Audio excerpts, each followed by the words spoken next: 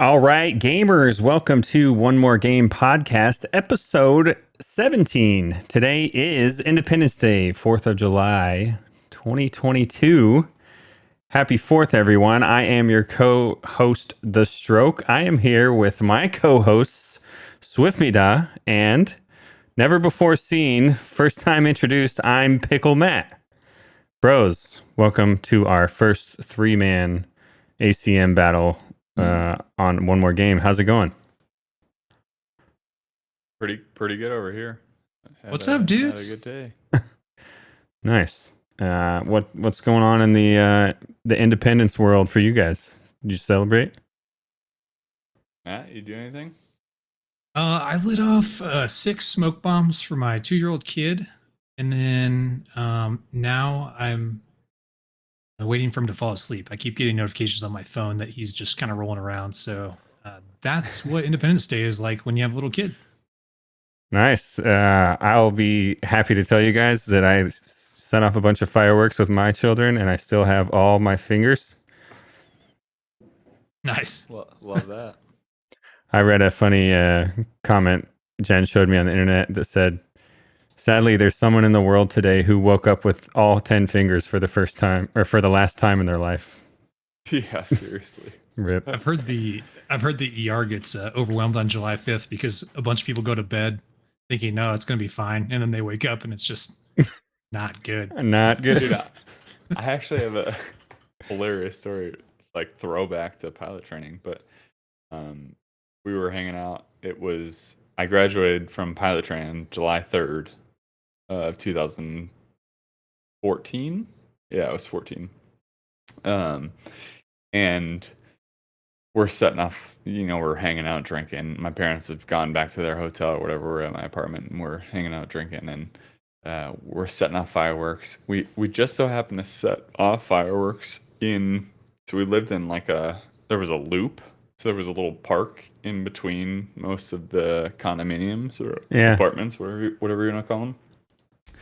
And so we're setting off fireworks there, and someone sits down a box of these fireworks. There's like 12 of them or whatever, and you're supposed to just light the thing, and then they shoot off whenever they do it. They were sitting on them? It just so happened that we left our back door open, and one of them went off and tipped the thing over, and it was just shooting fireworks at our house. It was like a movie scene. There were people diving behind the grill. One went into our house and through over the grill underneath the door jamb, right? So it had like a 3-foot gap, but it went right through. It landed on one of my best friend in the world's toe, and then exploded. And she had like third degree burns, but we were us drunkenly, we were just like, just put in we'll just fill up water. This bucket of ice or ice and water. Just set it in there. It'll be fine. And then we made the joke all night where her foot would overheat. I mean, she had to go to the hospital. We didn't take her, but very shortly thereafter, she had to go to the hospital. And but we made the joke that every time she would just her toe would get a little too hot, she would just dip it in the ice bucket, and it would like a little puff of smoke. That's one thing that kind of unites everybody in Independence Day is you see people setting trailer parks on fire, and you see people setting huge houses on fire. Yeah. Everybody's just stupid with fireworks. That's right. Yeah, it's kind of funny. Every year, this country sounds like a war zone on the same day. But yeah. For our international listeners, this is where we just launch fireworks off, make dogs bark the whole night, and then wake up kids. Super awesome. Freedom. Well, cool, gents. Glad you guys got to celebrate a little bit of freedom. And if you are one of our regulars, thank you for being a loyalist, if you will, to the One More Game podcast. We're happy to have you here. Glad you can celebrate with us on the 4th. And we love your support. All right, let's get to it. PickleMatt, tell us a little bit about yourself for the listeners. Yeah, I feel like that might be a trap. Yeah, it might be. No, we'll take off the fighter pilot gloves for just one episode. We'll allow it, and we'll let you. Okay. Just tell us what what do you do, and then what's your gaming, persona. Yeah, so I'm PickleMatt, and you may hear the guys call me Stab occasionally. That's my call sign. I'm like Swift in theStroke here, F-16 pilot by trade. Right now I'm in New Mexico, and I'm teaching the little Youngin fighter pilots, just like Swift does, but at a different base, how to fly the Viper. So that's super cool. But then when I'm not doing that, I'm taking care of my kid. I've got a wife here, and then, most importantly, obviously, I play video games. So met both of you guys in Korea in 2016, right? And a lot of the Bonsai gaming crew that we have now, playing Overwatch and stuff like that on Xbox. But now I kind of went, like you probably heard in the chat, the last few episodes, I kind of went into the ether for a while after Korea, right, boys? So Yeah. didn't have a gaming PC, and I got rid of my Xbox and got a PlayStation. So now I'm a PlayStation 5 guy, Switch guy, and a gaming PC dude. Yeah, man. Sweet, man. Let's see. Let's just get what's your number one hours spent video game in your life? Man. Yeah, we got to catch you up on 16 episodes. I know, right? I remember playing. One of my core memories for you Disney fans was playing Duck Hunt as a kid on Nintendo NES. So my brother and I would play that a ton. I have no idea how many hours I spent on that, but that's all I remember from most of my childhood. That's why you're such a good shot, That's right. Yeah. Speaking of that game, last week when we were talking about things that piss you off and make you rage, that dog, when you miss a shot in that game. Oh, man. Yeah. Great character on Smash Brothers, though. Super fun. Truth. Yeah, I don't know. And you guys have heard me talk about God of War. God of War is my favorite game that I played. So I was big on the Xbox train since Halo, but then I switched over to PlayStation kind of late in the PS4 cycle. So I got to play all the super dope exclusives like Spider-Man and God of War and stuff like that. So I don't know. It's probably up there. There's a lot of good games. I'm kind of a little bit ADHD with games though, so I'll play a lot of things. Well, perfect. That's the perfect type of person we need on this show. You can also fill the gap that we have with a lack of PlayStation experience. So there we go. Yeah, that's right. Get on board. Come on. Yeah. All right, dudes. Well, let's go ahead and it's going to be a heavy episode. So let's go ahead and get right into the news for the week. Possibly. All right. First piece of news on the docket. We had a Nintendo Mini Direct. So instead of joining the other summer games festivals, you want to call them, Nintendo decided to have their own tiny little Mini Direct. And we'll just hit you with some highlights here. Mostly stuff that we either already knew about or games coming from different platforms over to the Switch. But let's see. We'll ramble through some of these. So Dreamlight Valley, we've talked about on this show, especially in the Disney episode. But it's a life sim / adventure game. We still don't exactly know what that's going to look like, but that'll be coming to Switch Early Access September 6th. Did you catch any more details on this, Stab? I saw a little bit of the video, and I just figured out that I'm absolutely not going to play this because Second Life games like that are so dangerous. Yeah, that is true.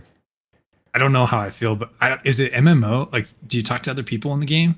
Swift and I tried to find information on it when he talked about the Disney episode, but nothing popped up. Because if an 8-year-old Donald Duck cusses me out like he does in Call of Duty, then it's not going to work for me.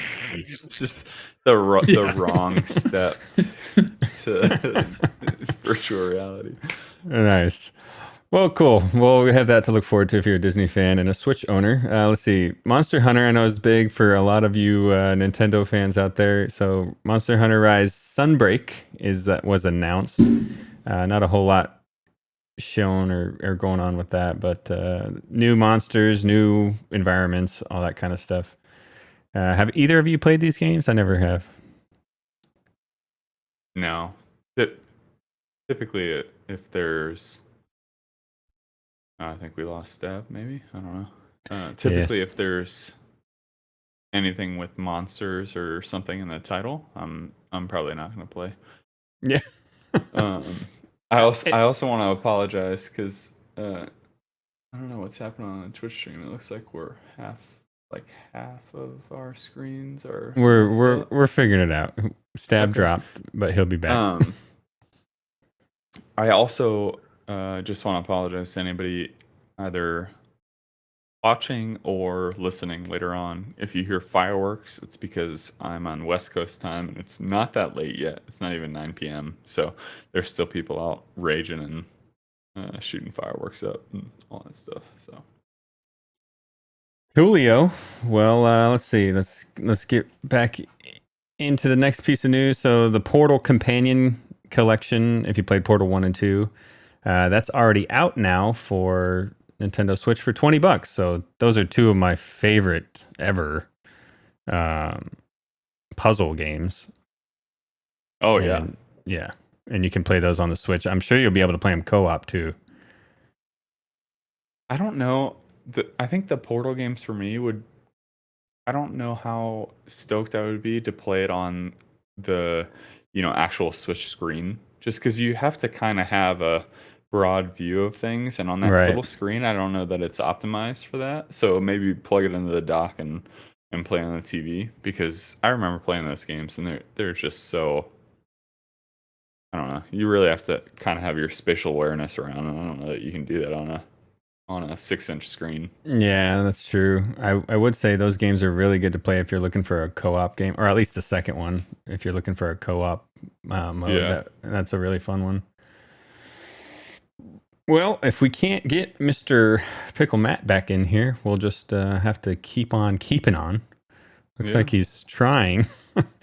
Cool. Super Bomberman R2 was announced. They didn't show a whole lot. They did announce that there could be possibly some a way for people to play player-created maps, which would be pretty neat. And then Persona 3, 4, and 5 all coming to the Switch. Japanese RPG, if you're into that sort of thing. I have not dabbled. Yeah, same. There. Cool. Let's see. PickleMatt classic PC issues. He's working through it. We'll adjust the cameras as required, but we'll keep on pressing. Yeah. NF16, thank you. Happy haircut day.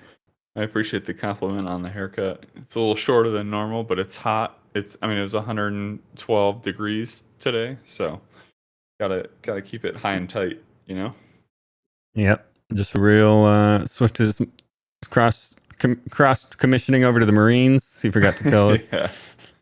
Yeah. You could tell by his bulky arms. Oh yeah, you bet, dude. All right, man. I know neither of us have played this yet, but it definitely looks like a good game, and this sounds kind of cool. So, Horizon Zero Dawn is a Netflix show leak has happened. Horizon 2074. They've announced basically a plot line. All of this is hearsay because it's just a pitch that's been sent up to the studio. But two timelines. So basically, one that runs kind of right next to the in-game story, and then one that's much later. The main character Aloy is possibly going to be featured, but not the main character of the show. And then filmed in Toronto for some solid tax breaks there. But they did say that unlike most video game shows who kind of basically try to reboot the storyline, they plan on telling a simultaneous story along with the story that's happening in the games, which could be a little tricky, I would imagine, but we'll see how that works. Yeah, interesting. Yeah, because Halo definitely took it a whole nother direction. Yeah. Yeah, that's true. All right. Any excitement for you on this front there, Swiftmida, or half of you? So I don't. Did you play Horizon Zero Dawn? I have it on Epic Game Store, but I haven't played it. Okay, I've never played it, so I don't know. I don't know if so. Janik Jimmy in the chat says such a great game. So who knows? Maybe they'll do a great job with the show and make it look awesome and feel awesome. It's kind of different when you go from, at least in my opinion, when you go from like being immersed in a game when you're playing it, because you get like we were talking about 2 weeks ago or whenever it was, the haptic feedback of like the controller vibrating, right? And you get that like jump from a monster jumping out of whatever cave that you're randomly walking by. I feel like it's probably difficult to just bring that to the big screen / our little screens in our houses, but Yeah. hopefully they do a good job and it'll be great. Yeah, hope so. And looks like PickleMatt is in the chat. He's needing a driver update, so it's just really nailing it on his first attempt in this show. Was this your first time, dude? Or? Cool. I mean, when you start getting more people, things start getting more complicated, and so there we have it. And now we got 2 ImPickleMatts in our podcasting software, so things are going great. All right. All right, Swift. If you are a Amazon Prime subscriber, the lead up to Prime Day, Amazon Games is offering about 30 free titles on their Amazon Game platform that you can download, essentially another launcher. So you can just swing in there and just literally claim 30 titles. There's a couple of good ones in there. Hue is one that's kind of like a 2D platformer. It's very similar to Hollow Knight. So I know Swift will be down for that. And then Metal Slug 2 is a really good 2D platformer shooter, kind of like Contra, but much more up to date. So there you go, Swift. A bunch of free games for you. Yeah, so I was I don't know, last month we were talking about gaming.amazon or whatever, gaming/amazon.com, where you get to claim all kinds of stuff. And they had a ton of free games then, and maybe I had just logged in and it was the perfect time. But from what I heard, you have to download a whole new, basically, game launcher. Yeah. So I don't know that any of the games that I saw on Amazon really entice me to download another. I mean, I have Epic, I have Blizzard, I have Steam, Right. they're just countless at this point. So I don't know that anything that I've seen so far really gets me going to download another launcher, because I just have too much going on. But we'll see, maybe. Yeah, I mean, I'm kind of in the same boat, but I'm also one of those people that's like, well, I might just grab those, just in case. I mean, well, if it's free, maybe, who knows? You don't have to download the game launcher to actually claim them. You can just click claim, and now it's connected to your Prime account. So no harm done if you just roll through there and click that. But yeah. Cool beans. All right. What we're going to do here is we're going to go to a standby screen. Please don't leave, but we're going to try to reset the podcast software and see if we can get Homeboy back in here so he's not missing out. So give us about 35 seconds.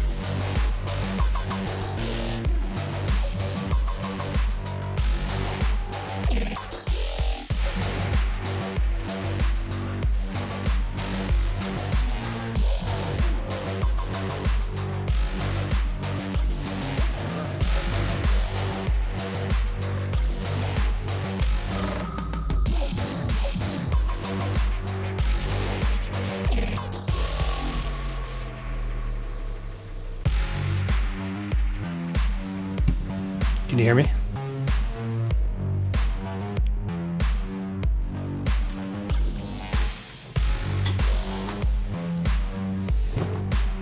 I'm back.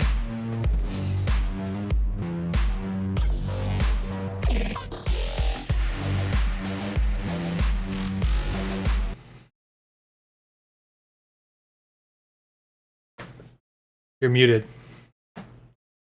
Oh, I am muted, but I'm back, That's and you're my back, fault. and we're all back, so we're nailing it. Guys, I'm sponsored by Razer, just so everybody's clear. But so Razer, send me free stuff, but come on, guys, don't update your apps without asking me.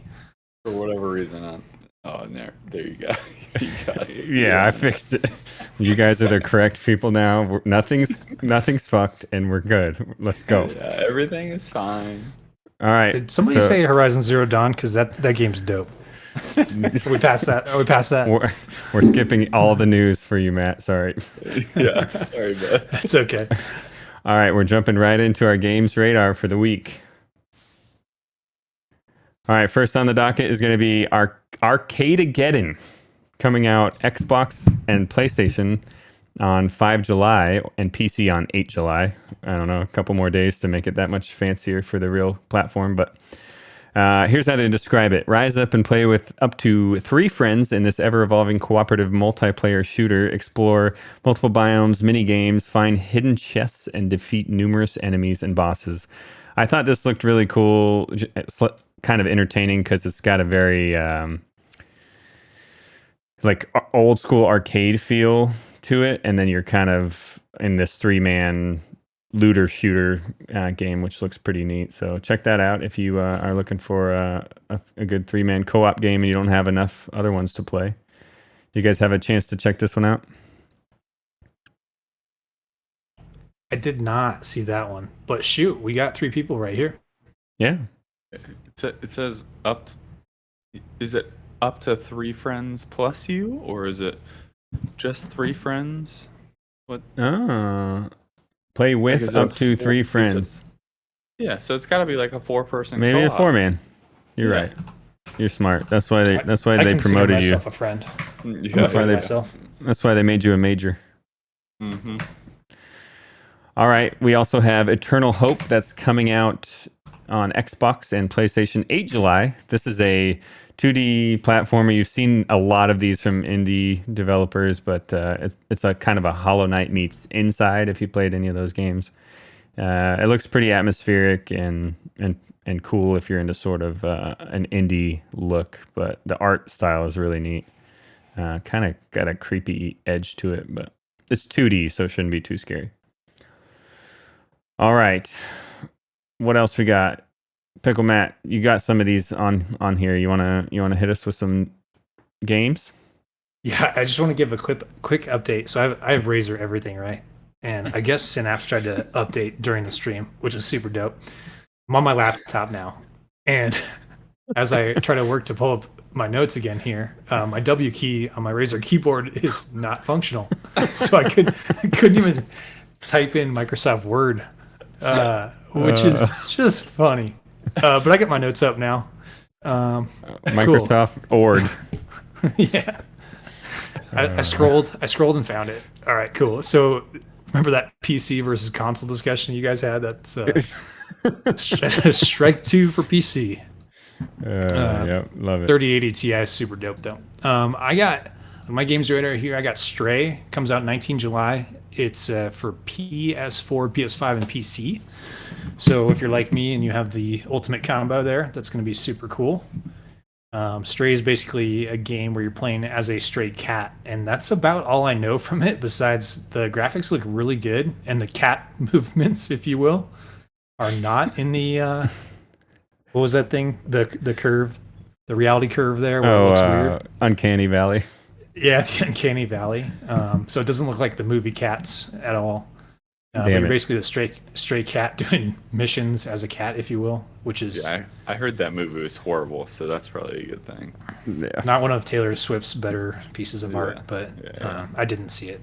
But yeah, so this one looks actually super fun. It could be really, really cool and unique, and honestly, from what I'm seeing, it could be just absolutely horrible. So, Well, I if you think I'm ever gonna wait wanted for to, their.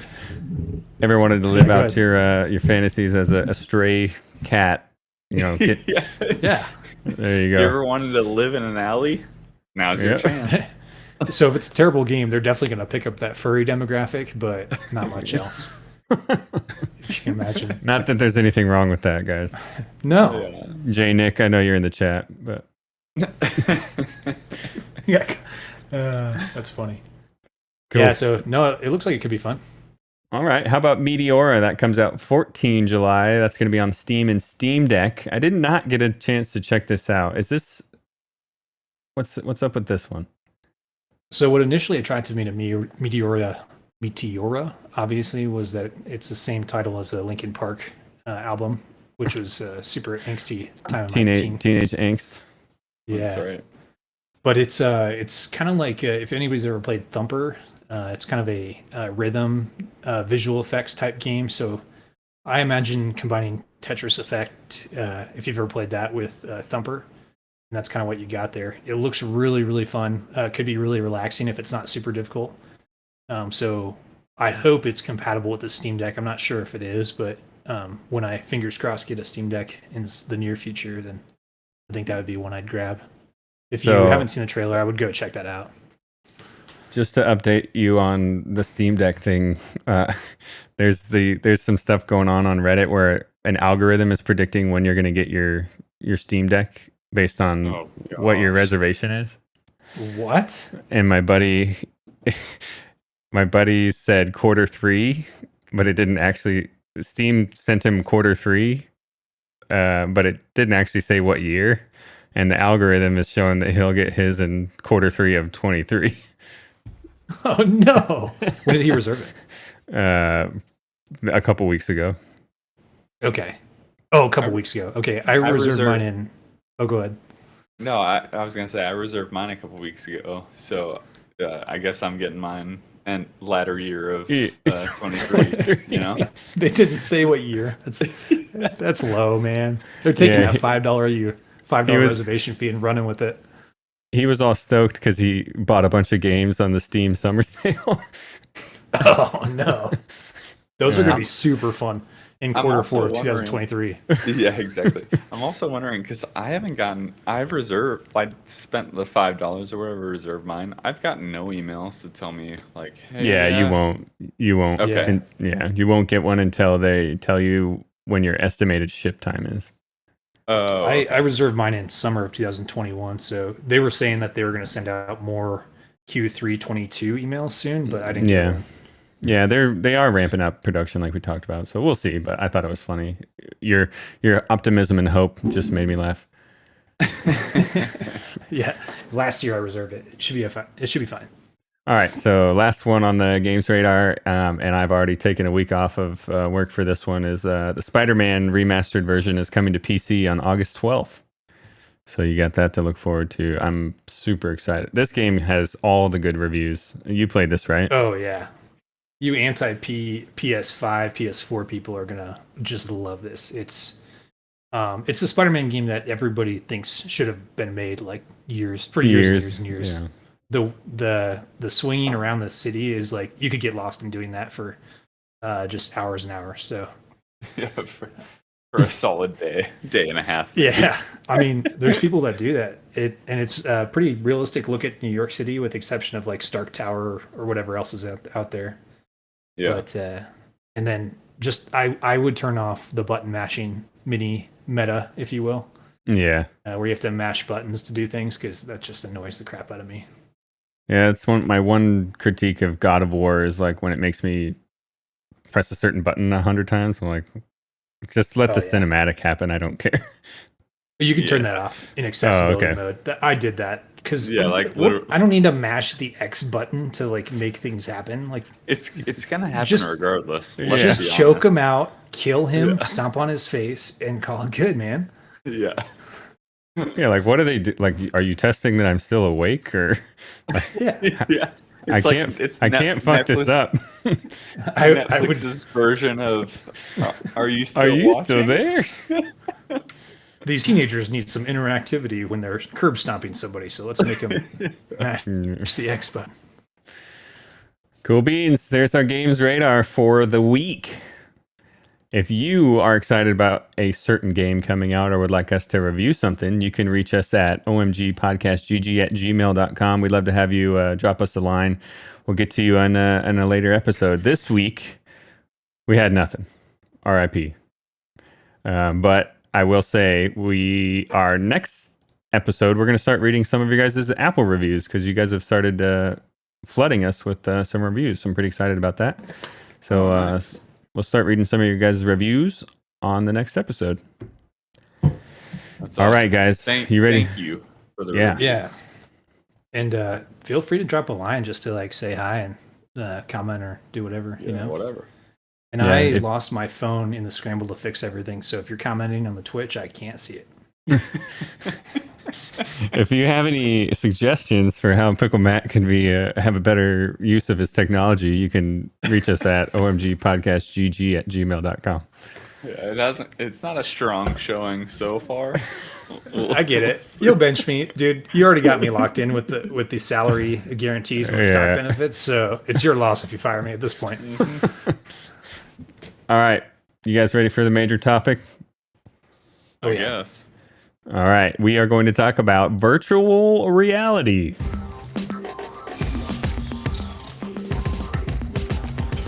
Let's get into the metaverse, boys. I can't see anything. All right. So there you have it. PickleMatt, he's in there. He's in the virtual reality. It's way better than the real reality. If It's you're a black watching, screen. if you're watching porn while we do this podcast, I'm going to be very upset. This is a simulation of death because I'm out of batteries.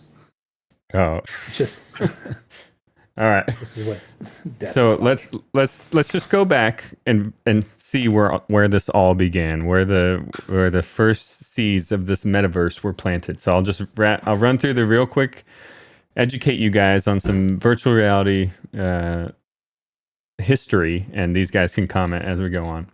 All right. So how far back do you think this goes? When was the first concept? Well, you guys are looking at the show notes, so I'm just gonna chat. I thought. Oh, good. I was thinking Chat. Virtual Boy, man. Virtual Boy was the first time it was integrated into like a widely spread entertainment system. But the first time the concept was ever dreamed of, 1935. There was a book written called Pygmalion's Spectacles, where he basically described a Obviously. screen or a pair of glasses that you could wear that would essentially put you into a story. And the book is written from that perspective, where the person wearing the glasses enters the story that they're watching, and they can feel stuff and hear stuff and do stuff in that story. And it's basically the first time anyone ever had the concept of someone operating in an alternate reality. And so a lot of kind of the way that they built virtual reality and the way it works and the way you interact with it, a lot of the concepts were kind of derived from that book, which is kind of crazy. That guy definitely did some time traveling. Cool. It's kind of weird that one came out to be correct, because like I'm still waiting for the balloons that let me walk on water. They float. on Yeah, top all of the me. weird inventions they had back then. Yeah, come on, get with it, science. Cool. And then it took another 20 years for anyone to really do anything with that idea. So in 1956, Sensorama came out. So think you're going down to the soda jerk with the fellas, and you're gonna sit down and order yourself a sarsaparilla, and you're gonna see this machine in there that you can put dimes in, and it's called the Sensorama. And what it was a screen, stereoscopic 3D screen with speakers, vibrations, and it even produced different smells to try to like make you feel like you were in this weird reality. That was the first time. It's not really considered virtual reality because you couldn't really interact with anything in there. You were just watching something and kind of feeling and seeing and smelling apparently stuff. Cool. So that one's kind of weird. And then in 1966, 10 years later, the first flight simulator for the Air Force was kind of made with a helmet-mounted display that really got the money pouring into this virtual reality research. So then we get this years and years of research and failures and slow progress and iterations and blah, blah, blah, blah. Until finally, in 1991, Virtuality came out. It was the first mass-produced VR entertainment system. You might remember these. They were in places that had like laser tag and bowling and that kind of stuff in the early 90s. There were these big pods that you would sit in, and you put this headset on, and you basically were kind of in a motion simulator with a VR headset on, and they gave you a gun. And I do remember these as a kid, but that was the first time it was kind of integrated, but didn't really take off. And then in 1995, finally, like you mentioned, PickleMatt, Virtual Boy was released by Nintendo, and 1 year later discontinued, mostly because it had no color and it wasn't comfortable at all. If you remember looking at these things, it looks like a death trap from Saw. And then no games actually supported it. Did you guys ever get your hands on a Virtual Boy?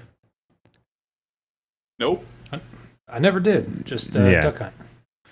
Yeah, these things were archaic, and you couldn't even play any games on them. All they had were like some polygon tests kind of stuff. So people lose interest for basically the next 20 years. Until 2012, Oculus Rift, all from a Kickstarter campaign, reignites the public interest in VR, and now here we are. But I will say that we still haven't reached the point where virtual reality is like a mainstay. It's kind of a niche market, and we'll talk about that. But dude, that's crazy to me that I did not realize that Oculus Rift started from Kickstarter. Yeah, that is insane. It was one of the first like huge Kickstarters too, like big ones. Yeah. Yeah. So it like almost kickstarted. It doesn't Kickstarted. surprise me. Yeah. Yeah, that's crazy.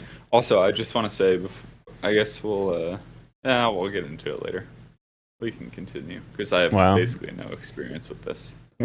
What a tease! Yeah, this is going to be a rough episode for Swift. That's why we brought PickleMatt in, because he's never done VR. So he's going to ask us questions, and we're going to tell him how awesome it is. All right, what are your thoughts on the history there, Matt? Yeah, I didn't know it went that far back, but it kind of makes sense to me that the government would be the ones that kind of pour the money in and then kind of kickstart the thing. Yeah, I know that happens with a lot of things. Like NASA usually ends up making cool stuff that everybody else wants, but I don't know. I think it'll be widespread. I do remember the Kickstarter for Oculus Rift. A lot of people were talking about it back then. A lot of stuff on the news, and then I think it got a lot of attention. Like you said, kind of blasted Kickstarter into the mainstream there, and then I think people really liked it, but it was still kind of like this nerdy thing that only weird people did for a while, at least. Yeah, I mean, I'll be honest. I still think it's kind of that way. But shut up, man. Look at how cool he looks when he puts that thing on. What are you talking about? Yeah, what are you talking about, dude? Running into walls and stuff. All right, cool. There's the history for you, folks. All right, so let's get into a little discussion about the hardware. So, kind of the first / 1.5 generation of this technology was really rough because you had to essentially map out a whole room with these lighthouses, they called them, and it could kind of like sense where you were and where your hands were and kind of tell how you were moving around, and it used the gyros inside the headset to pair with all that. I actually ended up buying Valve's Index headset, which was really cool, except it was pretty heavy.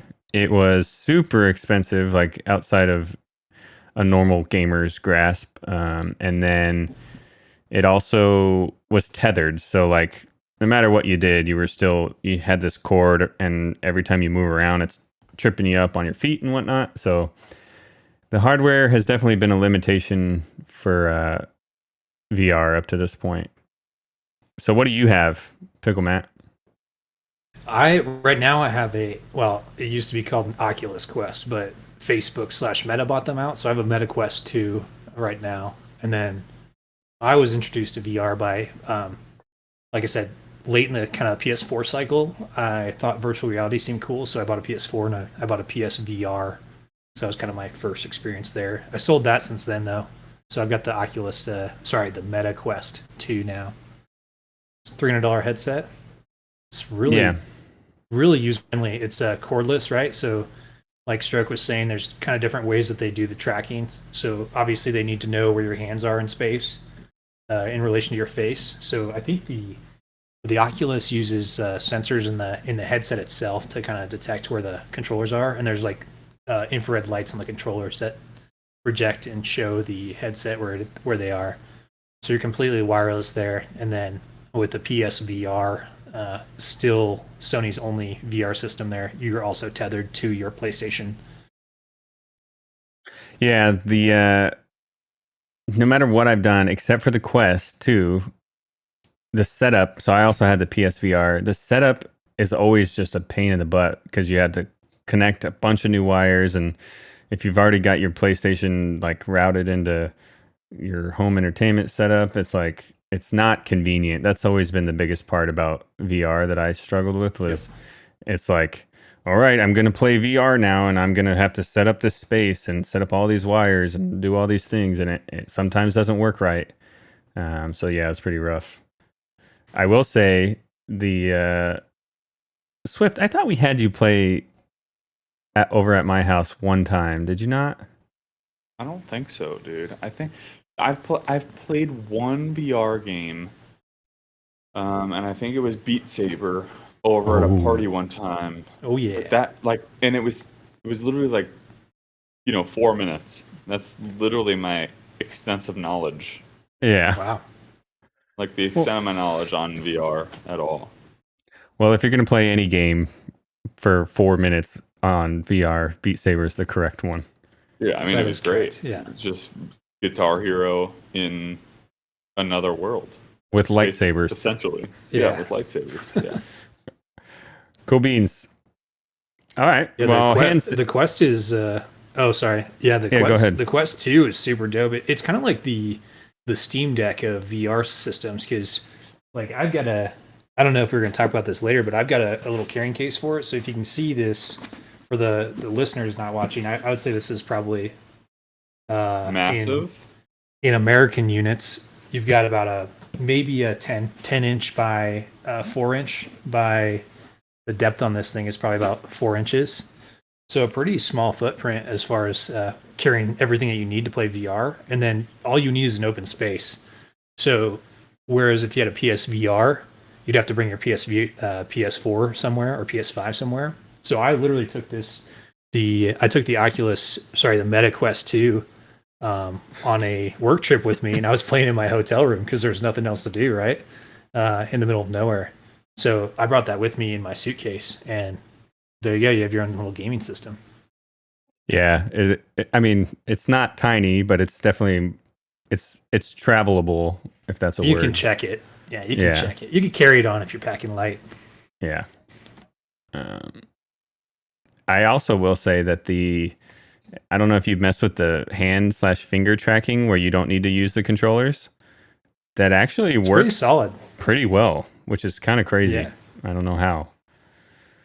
Yeah, Swift, when you can just put the controllers down and tell it you're using hand tracking, and you have to allow it to do this. But you can click by just doing this, and it can tell when your fingers connect, and that's how you click and point to stuff. And you can use both hands, and you can type, and it's kind of crazy. It actually works pretty well. I mean, don't get me wrong. I know people feel like I probably hate on it more than I do. I think it's really cool, and I love the technology that's going into it. And I'm sure we're going to get to a point where it's going to be obviously way more mainstream than it is. So I'm excited about it. I just haven't, dabbled all that much. Yeah, no worries. Yeah, so a couple things that are limiting the hardware that I'll agree on is the battery life. Not the best. You can't really play for more than about, what do you get, an hour or two? Yeah, probably 2 hours. Then like with the Meta Quest, you can get the. I keep saying Meta. I feel like a shill. The Oculus Quest, the Quest 2. You can buy the Fight the man, dude. Fight the man. For a while, you needed a Facebook profile in order to play the entire thing. They changed. People that, did thank not goodness. like that. People did not like that. No, but you can buy the extended battery, and with the extended battery strap, it's the same type of. It's a little higher quality strap. You can get maybe 2.5, 3 hours depending on the type of game that you get out of it.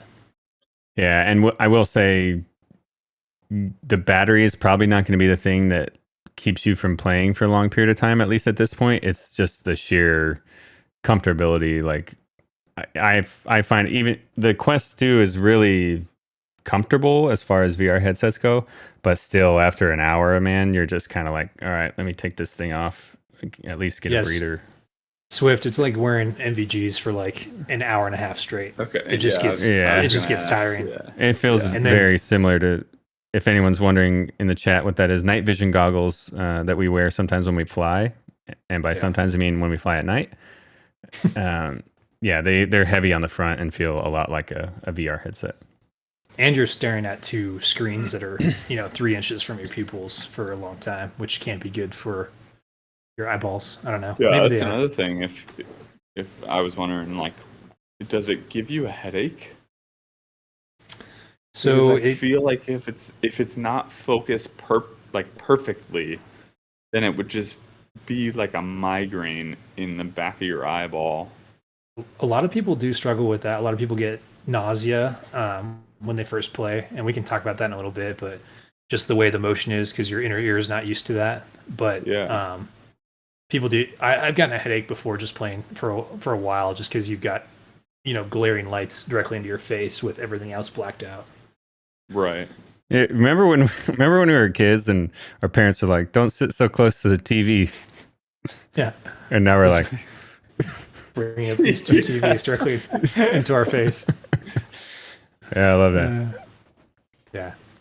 All right, and then I still haven't seen a display. The Valve Index was really good, but you can still kind of see individual pixels and kind of this screen. They call it the screen door effect, where you can tell you're looking at digital images if you look close enough.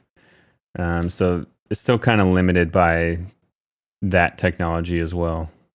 Yeah, when you put a VR headset on, it's not gonna look like you're playing on your 65-inch OLED TV with a PS5 or an Xbox Series X. The graphics are toned down a little bit, but if you connect like the Quest 2 to your gaming PC, you get a little bit better graphics with your dedicated gaming card. Yeah. Oh, so you can connect these things to the PC itself? Oh, yeah, it comes with. You can buy this USB-C cable and plug it into your PC, and it can run Steam VR. You got to do some workarounds, but it can do a whole bunch of stuff. Oh, that's cool. And Metal Former said, "I'd like to be able to look around. Seems like a tunnel with no peripheral," and that's actually a big part of the detriment to a lot of the headsets now. I think the best you get what does the MetaQuest have a field of view of about 90 to 100 degrees? 90, I think. 97, yeah. I think they call it. And that's we'll talk about it in a little bit, but that's one of the cool things about like the PSVR 2. They're expanding that out to like 100 and I think low 100s.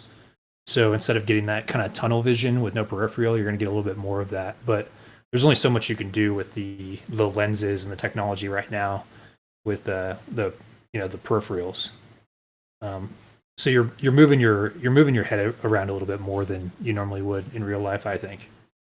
Right, and a lot of the stuff they've tried to implement kind of eye tracking technology where it's watching what you're looking at and kind of adjusting the view based on where you're looking, which is kind of crazy, and helps out with graphical processing and stuff. But that stuff's still pretty young in the technology stages. So I feel like we're being super negative about VR. All right. So all of that being said, hardware limitations, I will say virtual reality gaming is probably responsible for like 3 or 4 of my top 10 favorite gaming experiences ever, just because of how immersive they are and how just crazy there's no way to describe VR. There's no way to understand how awesome VR is without doing it. I can't. Yeah, exactly. It looks terrible on a screen if I stream it to you or I make a video of it, because you don't see the depth. You're not able to look around. You can't use your peripherals at all. And listening to someone talk about it or watching them do it just looks pretty stupid. So I will say, if you haven't at least tried VR, find someone who has one at least, or go somewhere and try it out, because it is really cool. Yeah, quick story. So when I had my PSVR, I had some friends over and we were playing Super Hot VR. You played that, Stroke? Yeah. So Super Hot's one of my favorite games. It's basically a first-person shooter where the characters don't look really very real. It kind of looks like a computer simulation, which is a really cool effect. So if you ever just check out a video of it if you ever want to, but kind of time slows down when they shoot you, but anytime you move or you shoot, then the time speeds back up.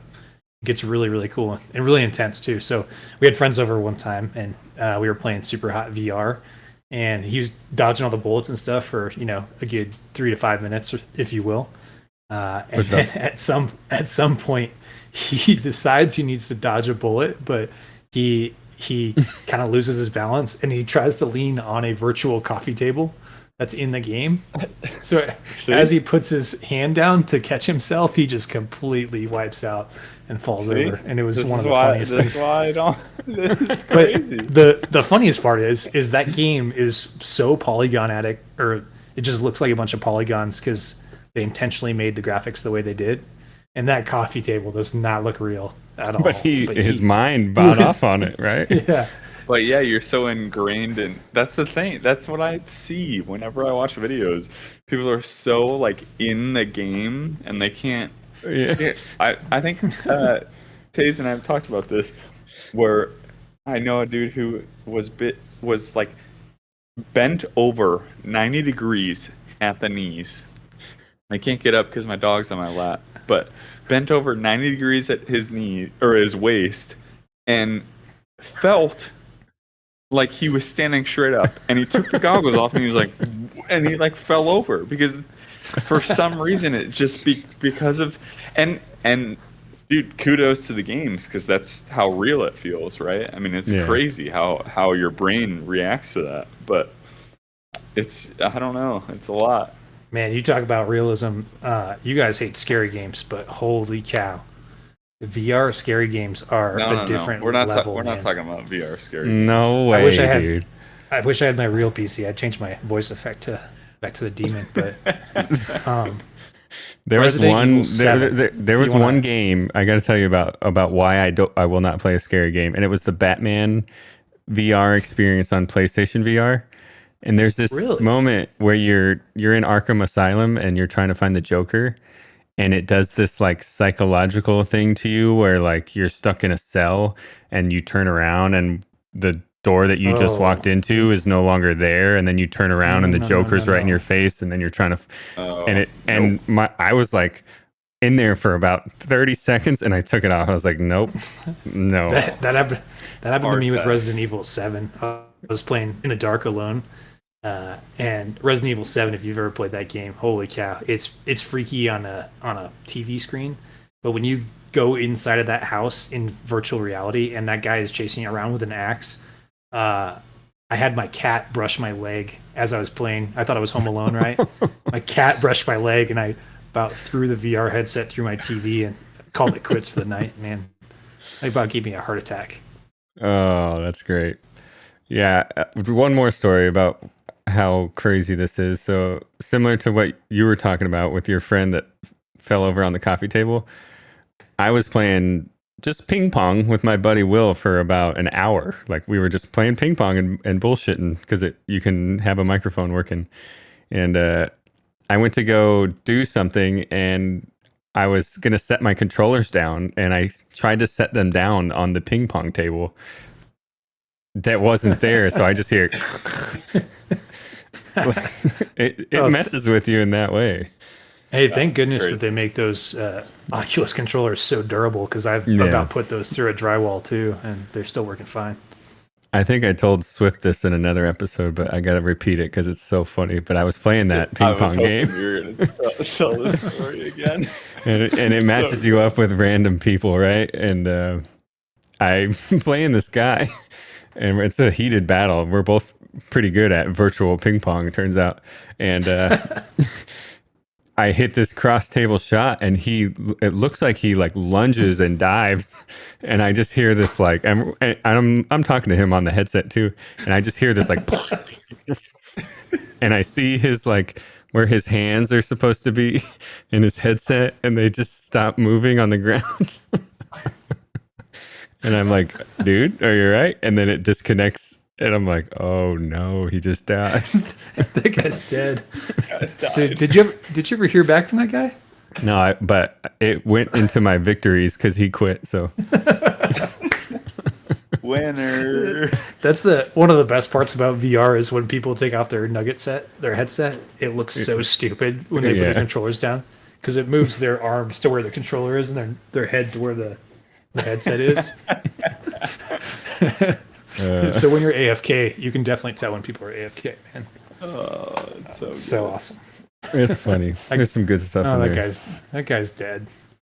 Have you played PickleMatt? Have you played Echo VR? I haven't. I heard a lot of good stuff. It's cool. So if you're listening and you don't know what it is, it's if you know what Ender's Game is, the game that they play in that book, where they're in a giant zero gravity room with 2 goals on each side, and they have to get into the goals. Think of it like that, except it's ultimate frisbee. So there's 2 goals on each side, and then you and all your teammates, you have thrusters on your hands. So you can steer with the thrusters, and then your goal is to go grab the disc and throw it through the goal on the other side. So it's like a 8-on-8. Turns out it's just Quidditch. It's straight up Quidditch.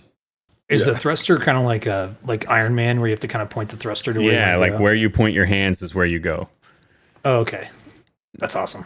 And it's really cool because before the game starts, you are in this like holding cell, and you're talking to all the teammates on chat, and you're like coming up with these strategies, and they start coming up with these names for what position you're playing, and like none of this is built into the game, but people have like legit strategies, so it's really cool.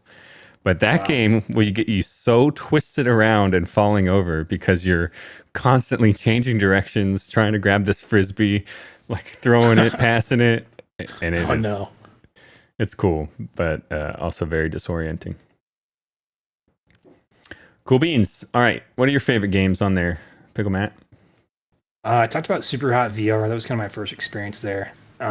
There's a couple Star Wars games that you can play that are kind of shorter experiences. So one cool thing about VR games is a lot of them are, $5 to $30. So a lot of times they're not the full price of a $60, $70 video game that we see nowadays. So you can get like a $20 Star Wars experience, and you get to actually do lightsaber battles, which is cool. I like Beat Saber is kind of the standard VR game that everybody knows. We kind of talked about that before, but it kind of brings you back to the Rock Band Guitar Hero days, but you have a lightsaber and you're trying to swipe at these blocks. And pretty much everyone's probably seen a video of that. It feels really cool for some reason, even though it looks really nerdy. Like, and that's a cool thing with the sensors nowadays too. You get the feedback and the vibration. So every time that you hit a block, so to speak, every time you hit a block,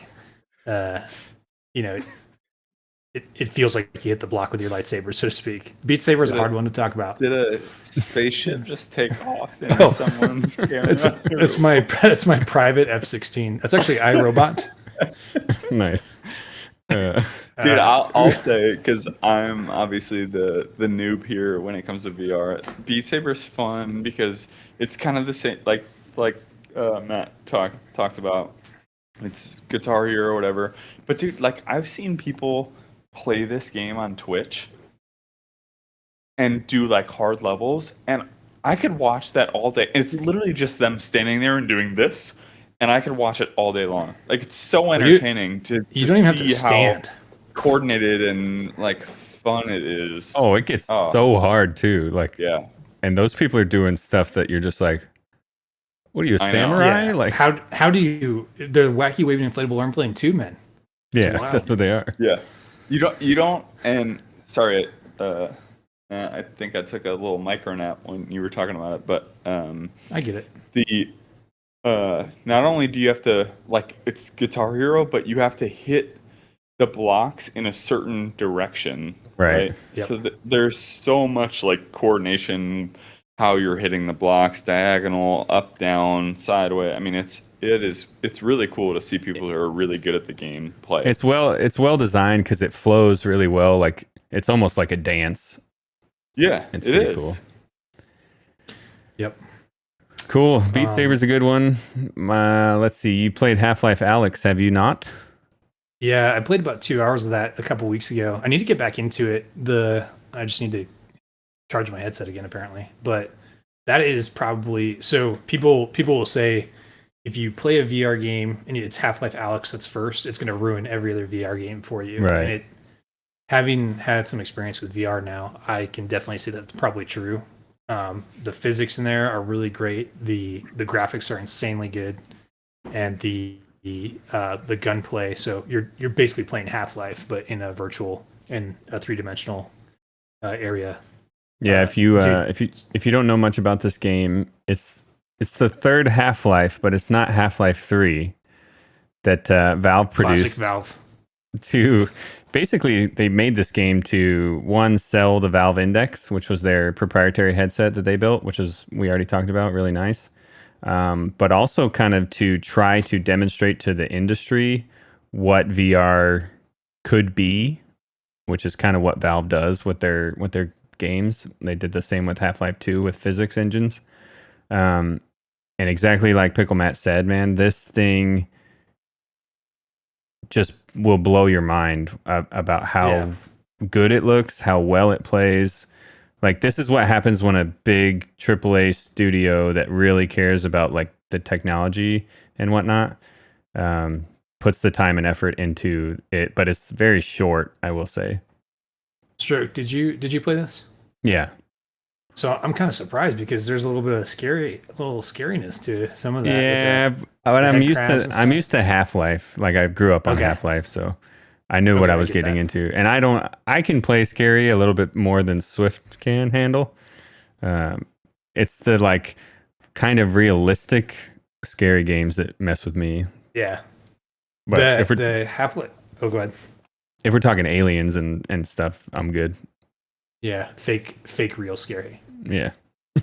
The Half-Life Alyx, you do need a gaming PC to connect your headset to it. So if you're looking to get into the VR experience and you go out and buy a Oculus and you want to be blown away, you have to have a gaming PC to have that one.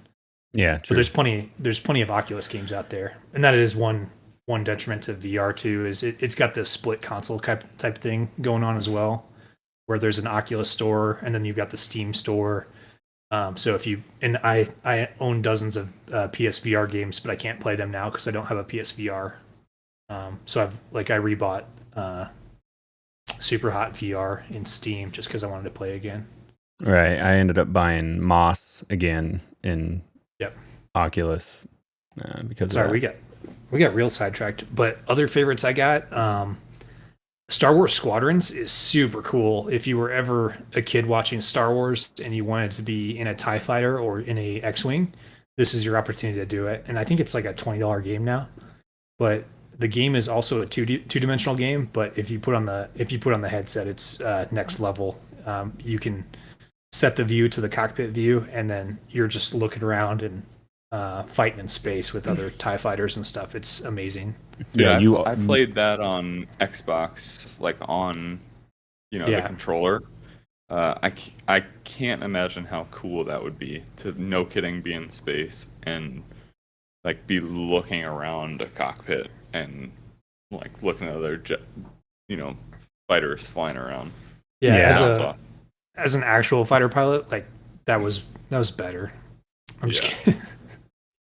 Yeah, it's better than real fighter piloting. Yeah.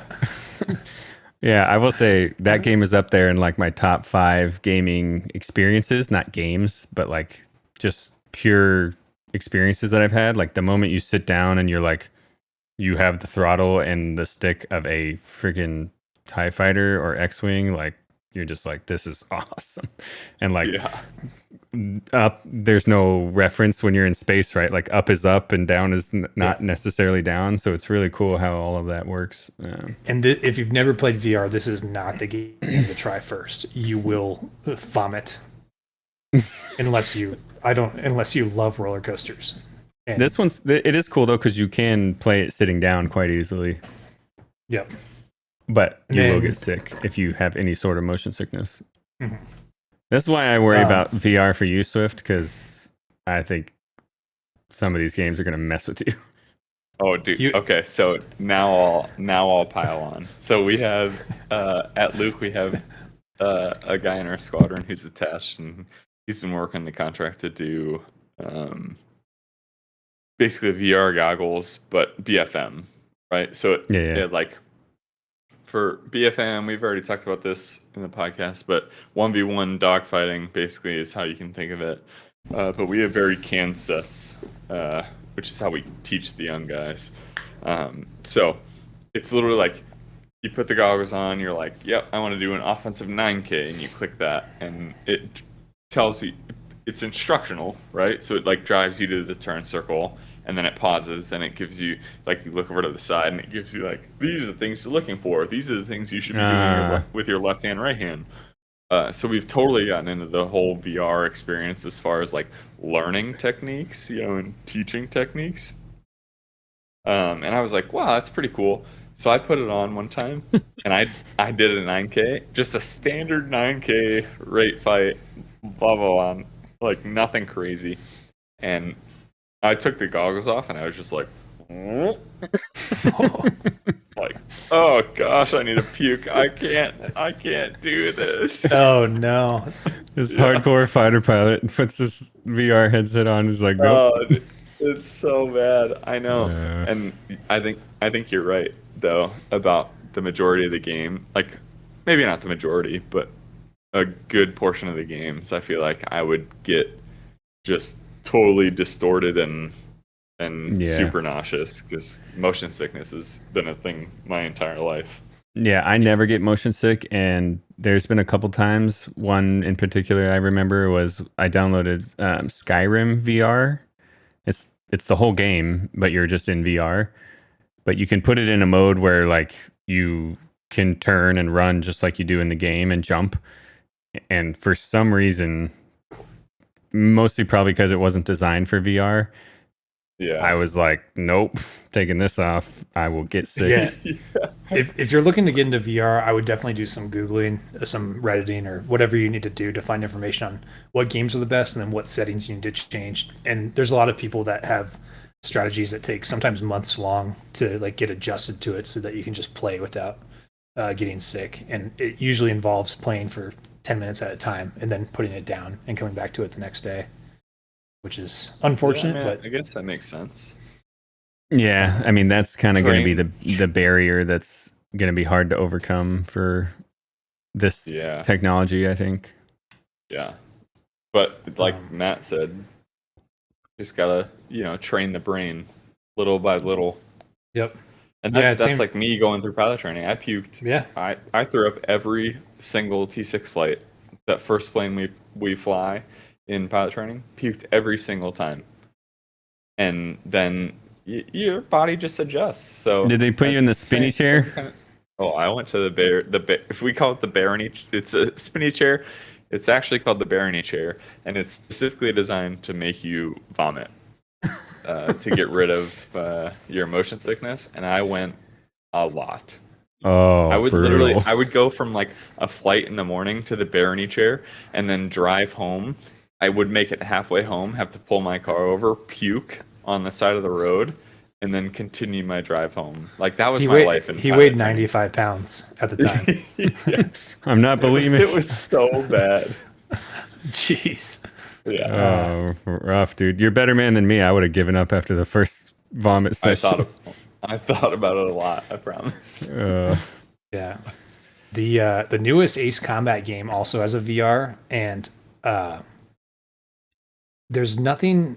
I think my wife called me an idiot when she saw me playing it, because if you imagine this person that does this thing for real life, so I don't think farmers go home and play Farm Simulator. You don't know. Hey, you don't know. But I got laughed at pretty good for playing Ace Combat in VR because it's super dope and also way more arcadish than real life. 120 AMRAMs. Oh yeah, Yeah. just light them up, boys. It's awesome. The first mission that you do, you're like, your base is getting bombed, so you're like looking around the cockpit as you like taxi out, get ready to launch. It's so fun. I actually downloaded Digital Combat Simulator just to kind of check it out. It's cool. I mean, the if Chinese you wanted are watching you now to get intel. They are.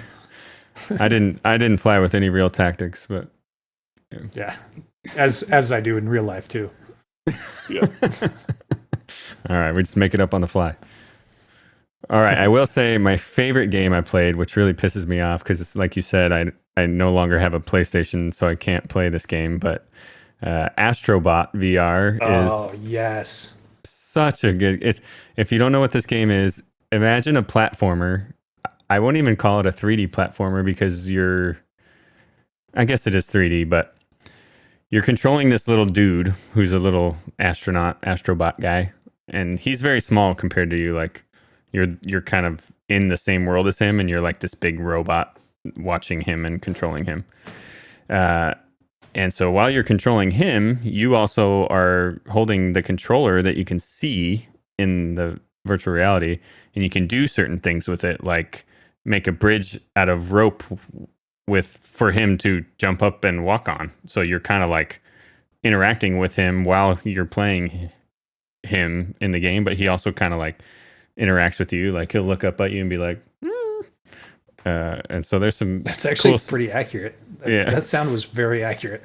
Having recently played Astrobot. But it's just so fun and lighthearted and really immersive, and some really cool game design and art style. And it sucks that I can't play it anymore. Jen loves that game too, actually. It's like Super Mario Odyssey, but like maybe 25% of the content, but double the interactivity. It's really cool. Yeah, it is really neat. Coolio. All right, any other games we didn't mention that you think people should check out? There's more. I don't know. Blade and Sorcery is kind of a physics simulator where you play a guy that can do magic and wield swords and axes and stuff. It's really kind of a goofy game, but super fun. Just kind of hang out and to play. Not very realistic graphics, but it's probably good because you're like chopping people's heads off and stuff. Yeah, and then using like your telekinesis powers to grab that head and then fling it at somebody else, and it's pretty fun. And then one of my favorite games, and take this recommendation with a grain of salt, is Pavlov VR. So it's a very kind of realistic looking game. It's a first person shooter, and you like reload and everything. Like you actually have to pull a magazine out. You have to load the magazine in, and just like the gun itself, like a M4, you have to pull the slide back from behind in order to chamber around. And then you run around, with your red dot sight shooting people and stuff. I will say this is like the game that the parents of 1990s warned everybody about. Do not play it's this. like, this is what's going to drive everybody to be crazy, violent people. I don't actually believe that's the case. We don't need to get into that now. But if you do have issues with any of that kind of stuff, or if you have kids, like that's not the one to play with the kids.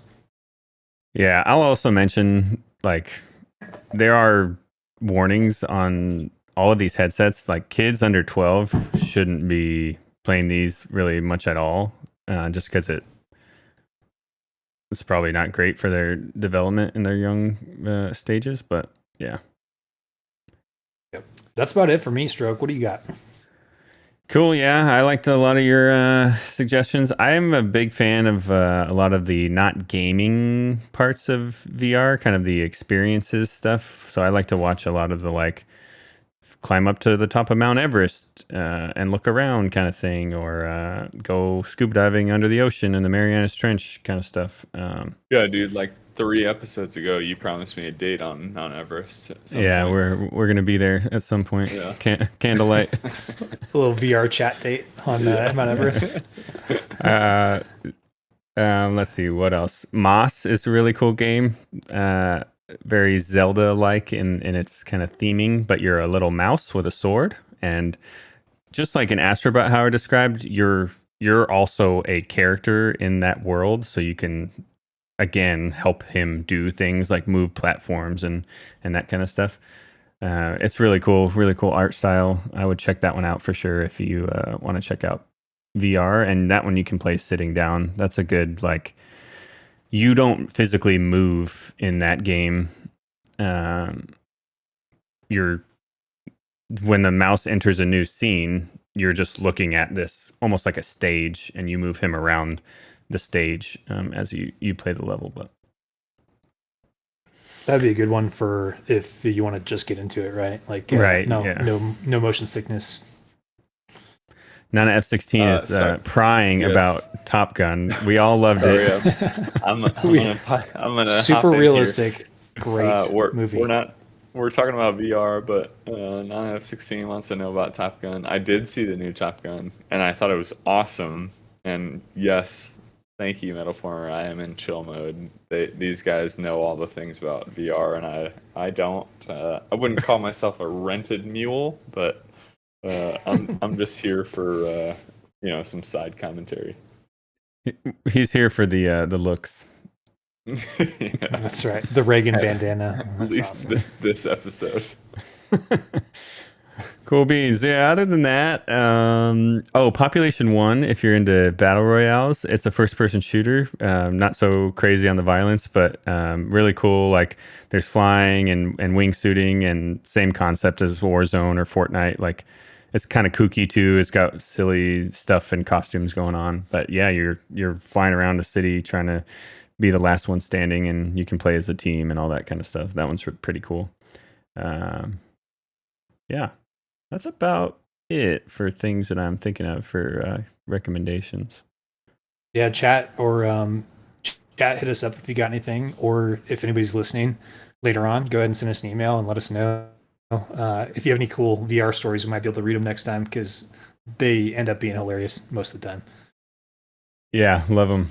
All right, so what are your guys' thoughts when it comes to VR future-wise? Like, is this going to catch on? Are we going to lose interest again? Is it technology ever going to catch up? We'll start with Swift, since he's a unbiased party.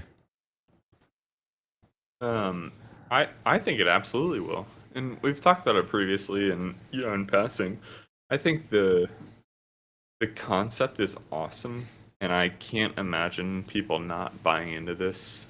When it gets like really good, because we've talked about Ready Player One, the book, the movie. I think that as sad as it may be, we're trending towards that type of society, where you just live your life in VR. So, I most certainly think it's gonna blow up at some point when somebody gets it truly right with the visuals. Not getting headaches, essentially not getting motion sick. There's still gonna be outliers or whatever. Yeah. Like me. But when they get it right, and it's like starts to get some momentum, I think it's absolutely gonna just take off, and that will be like, I don't know that people will play normal video. I mean, I'm sure people will play normal video games, but not nearly as much anymore. Yeah. Because you could probably play all the games that we previously played just in VR. Oh yeah, I will tell you about this thing you can do that I messed around with. You can basically hook it up to your computer and create a virtual desktop, so you can be sitting in front of a 75-foot screen if you want in VR and play anything on, like, you can run your computer from your headset. It's just kind of awkward because you can't you can put your hands and stuff on the mouse and keyboard, but you can't see anything. So like if you're not really, really good at typing, like you're kind of like just drinking your virtual coffee. Yeah, but when I was playing World of Warcraft, I fired up World of Warcraft in there, and I was playing it, and you can put yourself in any like environment that you want. So I was literally floating in space while playing World of Warcraft on my PC. Yeah. Ridiculous. That's awesome. Yeah, it was cool. Cool. I will go next so we can have Stab finish out on his first episode of One More Game. All right, so I love VR. I think it's really cool, but there's some limitations that I'm not sure we're ever going to overcome. Motion sickness being one of them. Like you said, there are people who have made routines to get past it, but like the average American, average world person is not going to do that if they're not super motivated to, right? So the first time they get sick in there, they're going to just take it off.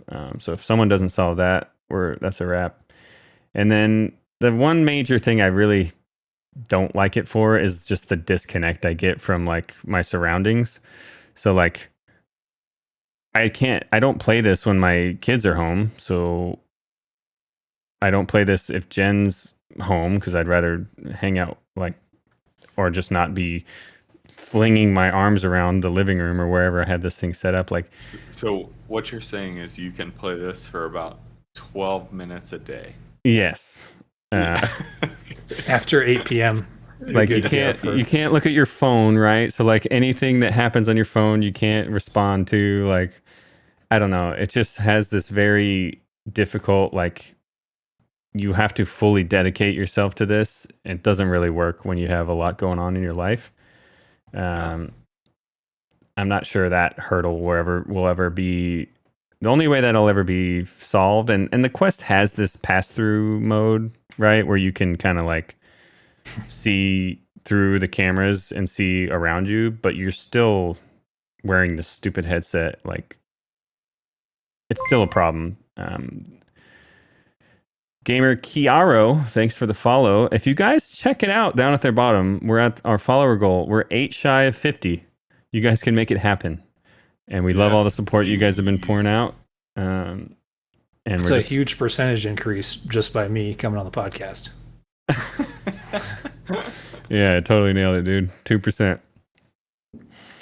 2%. Sweet. So yeah, those are kind of my thoughts when it comes to VR. I think the company that will probably make this mainstream will be Apple, as they do.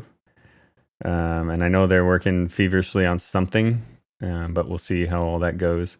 Until someone invents something where it's just glasses that you can turn off and on, then it's never going to work because you can't be that disconnected and dedicated to that if you're a real person.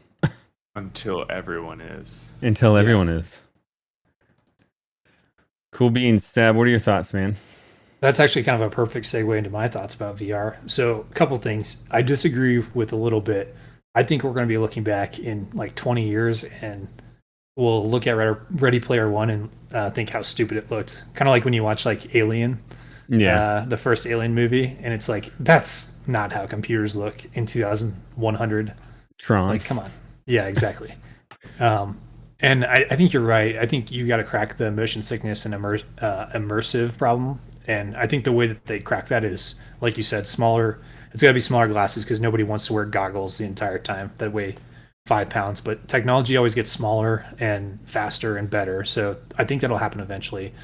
But where I think it takes off is augmented reality, probably mixed in with virtual reality. So augmented being like you look out at, you've got it connected to your phone. Or even if we probably don't have phones at that point, but you're getting your Google Maps walking directions, and it's just showing you arrows like you're following a thing that's drawn in the concrete for you, and that kind of thing. So I think augmented mixed with virtual reality is probably the future, or maybe just like an Elon Musk brain implant where it just like shuts off your vision and goes into virtual. Who knows? So I don't know. I think like you said, if Apple, I think Apple there's been a bunch of rumors about Apple making that, and they're hiring a bunch of people that worked or work in the industry. and like Apple normally does, I don't think they're going to release a product that they aren't 100% behind as like the next thing. So I think when you see Apple come out with something, if it happens sometime in the future, then I think it's going to catch on, like you said. The big thing with VR that I'm really afraid of is something that you guys both hit on, which is we're already in, this is going to get like kind of preachy, but we're already in the TikTok generation where people are buried in their phones all the time. So if you bring that phone to an inch in front of your eyes and everything that you do is always projected directly in front of your face, people are going to get super disconnected from reality. And there's like Black Mirror episodes, if you ever watch that are probably might be kind of spot on. And like you said, Taze, like you can't just put a theStroke. You can't just put a headset on and like go do VR things for 4 hours like Meta wants you to, like they kind of do in their press conferences, because you got to change a dirty diaper and there's a kid screaming in the background. But the thing that I'm afraid of is that people do that before, they start having families. And I'm not saying you have to have kids or anything, but the thing I'd be afraid of is like people just completely disconnect and then they don't have those relationships in real life because they have everything they think they need in VR, and then that burden is no longer there. So they can just, absorb themselves into augmented and virtual reality, which is, it's very terrifying to me. We already have Elon Musk talks about the birth rate and all that kind of stuff and how that's going down. And, Swift, help us out, man. Come on. We got to keep the American population going, Yeah, I'm just kidding. I'm joking. But I don't know. I think that we could be in a very crazy turning point for the human species in the next 10, 20 years, and maybe we'll be on Mars to witness it. But I don't know, man. As for now, gaming's super dope. Love it. Love the virtual experiences, climbing Mount Everest and stuff like that. But just like you see when you go to Paris now, people are like on Mount Everest. Yeah, exactly, man.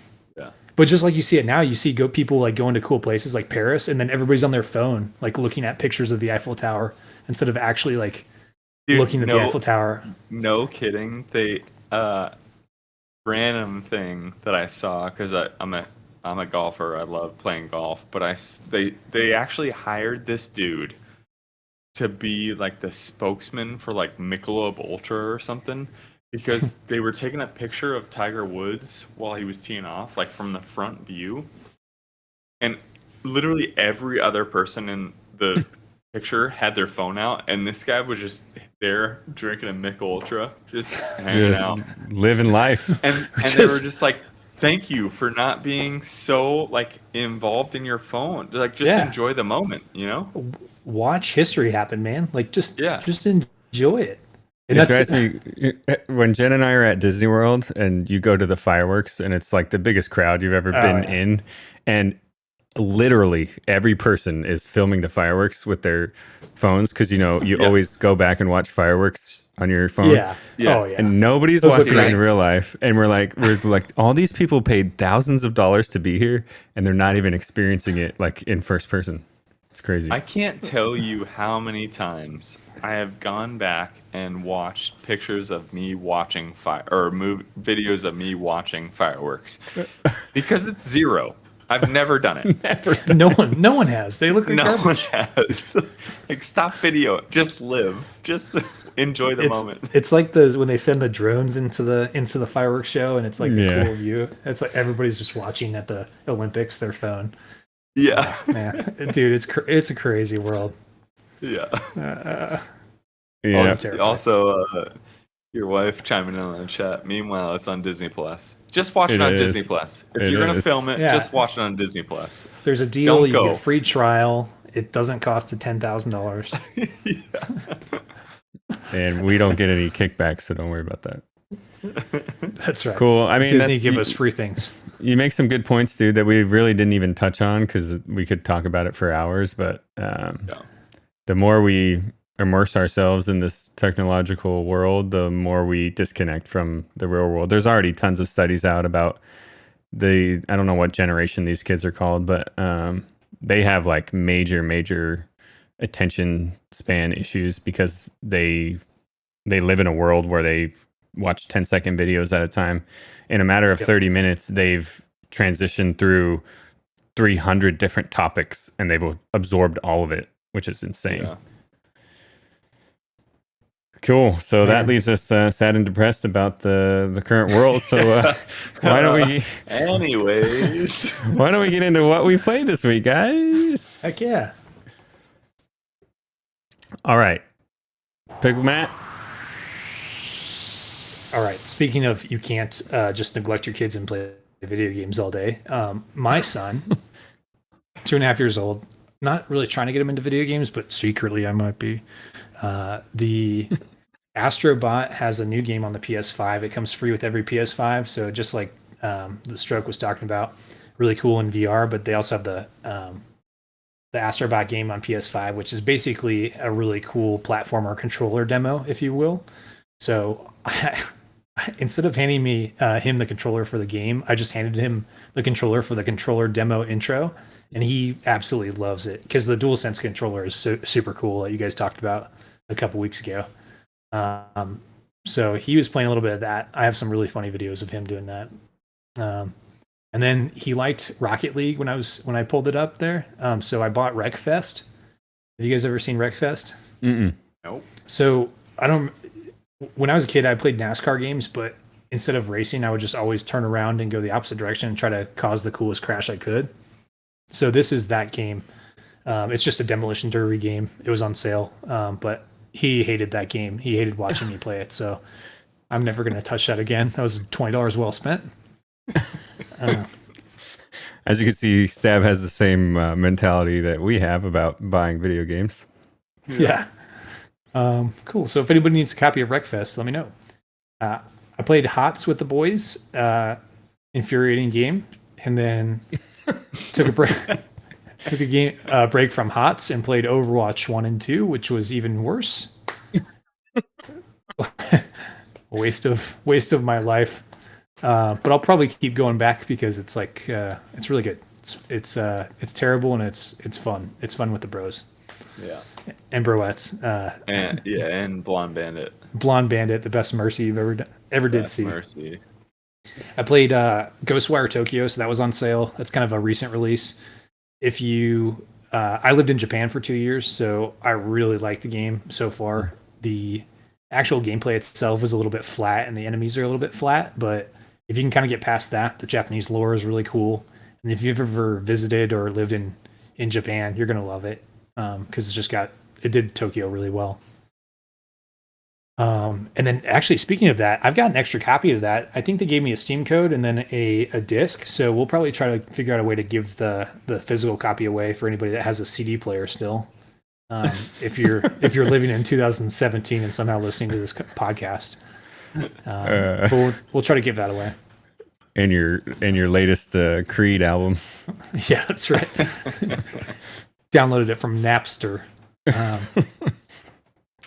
Cool. And then I beat the first Horizon Zero Dawn, so didn't ever play that one, never got to it, and then finally got around to it, and it's definitely one of the best games on PlayStation.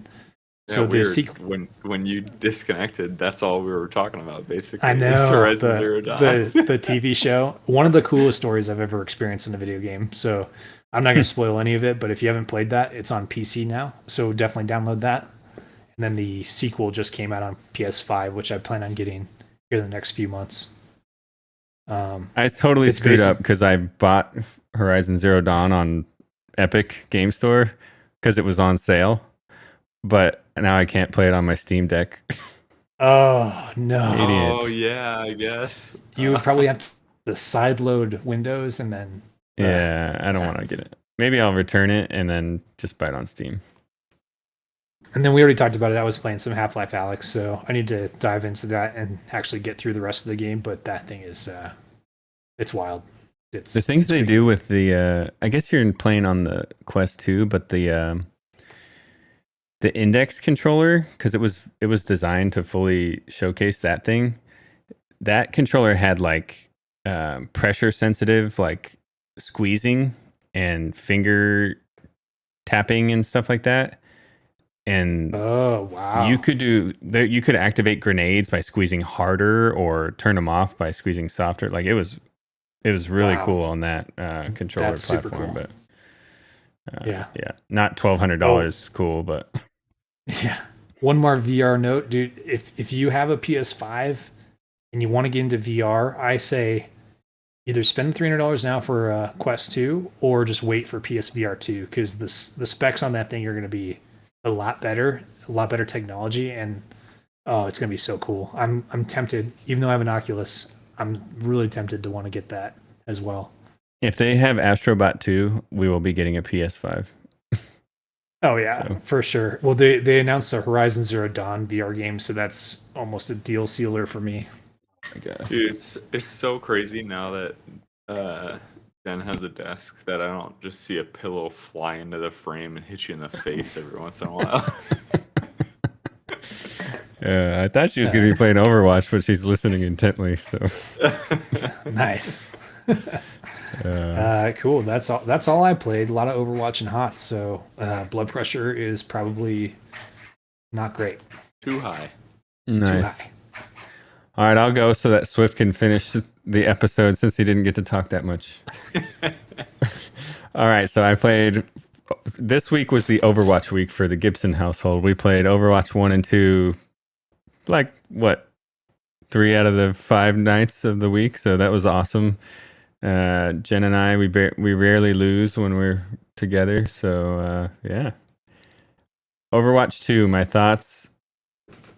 It's the same thing as Overwatch 1, and everything that's been added that's different than Overwatch 1 I don't enjoy. So the robot pushing map is terrible.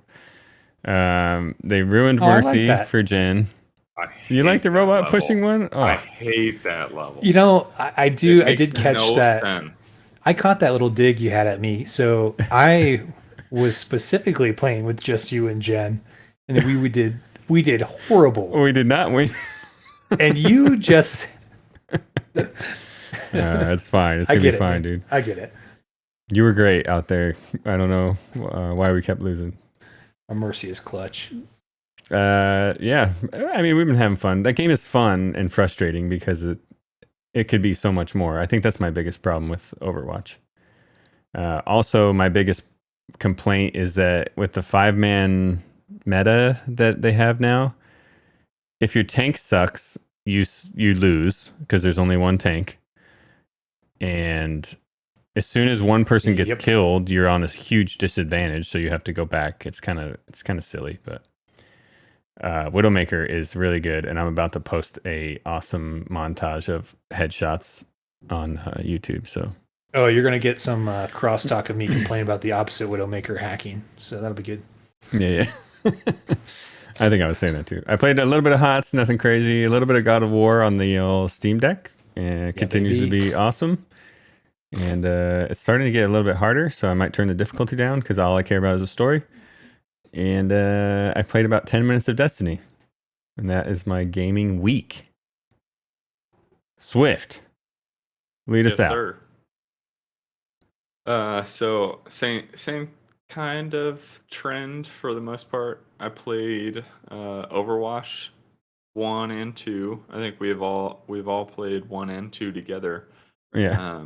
It's been like probably a year and a half since I played that game, and I just forget because we played COD and so many other things. I forget just how fast paced that game is.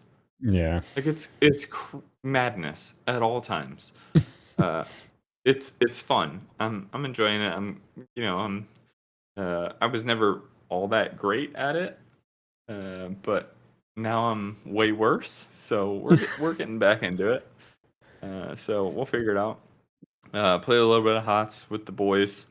God of War I've played this week. I was actually playing it earlier, prior to us having people over to celebrate America. Mm-hmm. I think I'm about halfway through the game now. I've been playing a lot recently. Oh. So we're doing some things. We're I think, I don't know. We'll see. But still loving it. Still, dude, it's so good. It's so well made. It's amazing. I just got to this. I don't know if this is a spoiler. Have you gotten to the dead giant? Yep, that's Okay, I cool. just passed that. Okay, so we're basically about the same spot. That is Yeah. such a cool, like, Oh, dude. you walk in on that scene and you're like, is this a dead giant? It looks Yeah. awesome. I don't know what Oh else to man, say. I'm so jealous. You guys are about to beat the game for the first time. Yeah. I mean, it's so good. It's so well done. So fun. So I played that this week, and then, dude, honestly, the biggest thing. Well, I guess not the most time spent or whatever, but I was in DC this weekend. We were celebrating my mom's 60th birthday, which isn't until September. All the family was in town for July 4th, and we surprised her.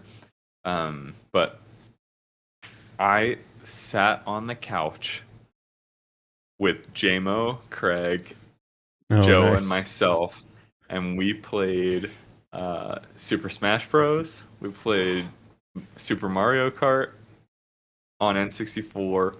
Oh, dude, we were doing glory battles. days. It was so fun to just throw it back to like the old, like we were talking about last week or 2 weeks ago, whenever it was. You know, when you shit talk. Yeah. But sitting there on the couch, dude, it just brings it all back. Nothing beats was it. so fun. Were you screen peeking the Wario Stadium so you could use the lightning bolt at the right time? Dude, I'll be He honest. I cheats used to on be, that map. I used to be. He cheats. I used to be really good at that cheat. I had a wonky controller. Craig gave me a wonky controller, Oh no! and I only got the cheat one time, so I lost hard. But it again, so fun to just throw it back and play N64 with the boys on the couch. It was great. Nice. Jelly. Yeah. Nice. Sweet. Well, there you have it, folks. That's what we played this week. If there's a game that you would like to see us play or review or talk about, at least you can reach us at on Twitter or Instagram, OMG_podcastGG, and we'd love to interact with you guys on those platforms. All right. As we leave, I want you guys to tell the listeners and the viewers one more thing before they go on this great 4th of July 2022 from One More Game podcast. Swift. I have the American flag on my butt right now, and it's awesome. Nice. That's it. All right. PickleMatt. First timer here. It was a little rough, started out, but Yeah. you finished, so to speak, and we're all proud of you. So what do you got? Yeah, so my big thing is when you're doing a podcast, either update your drivers beforehand or turn that feature off, man, because my Windows Surface is not super great, but it's working now. Copy that. And I'll leave you with this thought. If you're playing VR and your kids are in the room, just go ahead and keep your hands and arms inside the ride vehicle at all times, because No boxing games. you're liable to take that little guy out. Not that I learned that from firsthand experience or anything. Oh, no. All right, guys. Well, before we go, we'll hit you with the standard, social media stuff. So you can find me from time to time streaming at twitch.tv/the__stroke and that same handle on Twitter and Instagram. And Swift, he streams over there at twitch.tv/Swiftmida from time to time. Anywhere else they can find your stuff? Oh, just Swiftmida on all of the things. Nice. All right, PickleMatt, this is your first time. How do people, find out what you're doing? Yeah, friend me with ImPickleMatt on whatever game system that you play. And then I don't stream because nobody wants to watch that. People lose in Overwatch. You need to you should make a VR streaming platform. I know. That could be kind of cool. Yeah, a lot of people do that with the camera pointing at them and then you can see inside the headset. Yeah. The problem is you need drivers for that, so... we don't know where those are. They're gone. Cool, guys. Thanks for joining us in the chat, especially this late night episode on the 4th of July. Happy Independence Day, everyone, and I hope you get to celebrate with family and friends, and we're always happy to have you guys here. If you would like to support us even more, you can leave us a 5-star review on Apple or Spotify and leave us a comment, and we will definitely get to it in the next episode. You can find us on Apple Podcasts, Spotify, OMGpodcast.podbean.com, or anywhere else you find your podcasts. And before we leave, I'll leave you with one final thought for you gamers out there. Just because you have to grow up doesn't mean you have to stop playing. Game on, and we will see you next week on One More Game. Swift, Pickle Matt, see ya! See ya!